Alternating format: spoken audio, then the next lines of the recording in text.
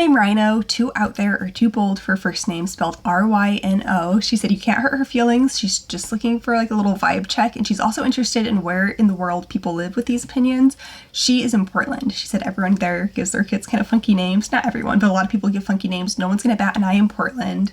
She just wants to vibe check in case he grows up and leaves Portland. And I flip-flopped my answer on this for honestly like superficial reasons. At first I said, you know, when you signed up for your consultation, you told me you've known since you were a little girl that your first baby's middle name was gonna be Ryno. It's like, are you gonna be sad about like changing that when it's something you've known for so long that you wanted to do? So like my 2 cents was like, oh, keep it like as the middle name. It's like something you've planned on for like your entire life.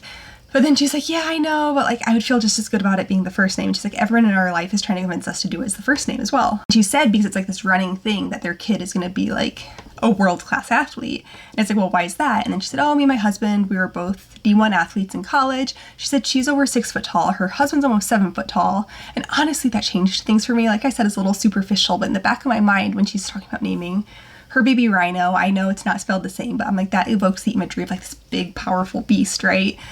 And I think it could be like a cruelty of fate to be named Ryno and have that imagery associated with your name and then be like the scrawniest boy in your class, especially if you feel insecure about that.